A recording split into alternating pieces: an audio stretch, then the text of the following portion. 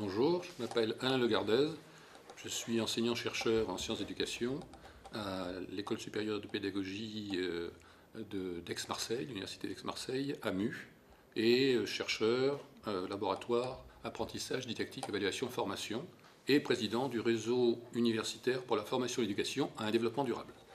Je voudrais vous parler en quelques mots sur le thème de ce colloque qui sont les compétences sur l'éducation, les éducations 1, sur ce que j'appelle les questions socialement vives et leur liaison donc avec ces compétences et à ces questions d'éducation et développement durable. Première question, qu'est-ce qu'une question socialement vive? Ça repose sur la question de comment sont produits les savoirs scolaires et de formation. Ils sont produits par rapport à deux autres types de savoirs qui ne sont pas scolaires et de formation. D'une part, les savoirs de référence, savoirs scientifiques, etc. Et d'autre part, les savoirs des acteurs de l'enseignement, en particulier des élèves et des étudiants. Et donc, c'est en rapport avec ces deux genres de savoirs différents que se construisent les savoirs scolaires. Deuxième question, quel rapport donc avec les compétences et avec l'éducation et le développement durable? Eh bien, je dirais que cette question des compétences sur l'éducation et le développement durable relève de deux niveaux de questions socialement vives que je vais expliquer par la suite. D'une part, au niveau des compétences elles-mêmes, d'autre part, au niveau de l'éducation et du développement durable. Donc, troisième question, en quoi la question des compétences peut-elle relever des questions socialement vives? La question des compétences est une question donc, qui se pose dans l'enseignement et la formation, mais qui fait débat à la fois dans les références et à la fois dans les savoirs sociaux. C'est-à-dire que la question des compétences est critiquée par de nombreux chercheurs, du côté donc des références, et donc fait débat.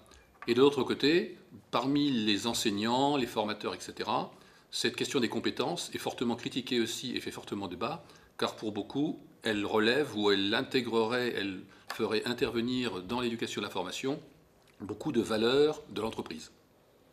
Donc en ce sens-là, on peut dire que la question des compétences est une question qui fait débat dans les deux savoirs de référence et savoirs sociaux, et donc est une question socialement vive.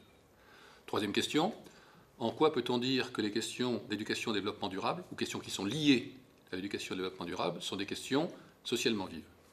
Eh bien là encore, quand on regarde les références scientifiques, etc., il y a donc beaucoup de débats, et également dans les savoirs sociaux des élèves, même des professeurs, des parents, etc.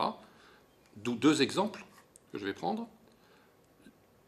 En quoi la transition écologique, les questions liées à la transition écologique peuvent être dites questions socialement vives? Eh bien, quand on regarde comment peuvent s'enseigner ou être en formation des questions liées à ces questions de transition écologique ou énergétique, dans les références, tout le monde n'est pas d'accord. Les spécialistes, par exemple, de l'énergie, etc., certains sont contre le nucléaire, d'autres disent que le nucléaire est incontournable. Il y a des débats extrêmement vifs, sinon quelquefois même violents. De même, quand on regarde dans les savoirs sociaux, parmi les écologistes, au contraire, les tenants des gens qui vivent près de centrales nucléaires et qui en vivent, bon, les débats sont extrêmement virulents, sinon quelquefois violents. Donc, des tensions fortes des deux côtés, chaud plus chaud, égale difficile à enseigner et posant des problèmes particuliers pour les enseignants et les formateurs. Cinquième question, dernière question. Il peut y avoir des questions qui ne sont que partiellement socialement vives. Et je prends l'exemple là du réchauffement climatique, qui est aussi une des questions liées à l'éducation et au développement durable. Pourquoi est-ce uniquement vive dans les savoirs sociaux? C'est-à-dire que parmi le commun des mortels, il y a encore beaucoup de gens qui disent non, il n'y a pas de réchauffement climatique. La preuve, l'hiver était très dur. La preuve, il y a eu plus de neige que jamais, pratiquement dans les Alpes. La preuve, aux États-Unis, il n'y a jamais, depuis un siècle, il n'y a jamais fait si froid. Néanmoins, au niveau des références scientifiques, désormais, et en particulier dans le cadre du GIEC, etc., il n'y a plus véritablement de scientifiques qui nient l'existence de ce réchauffement climatique.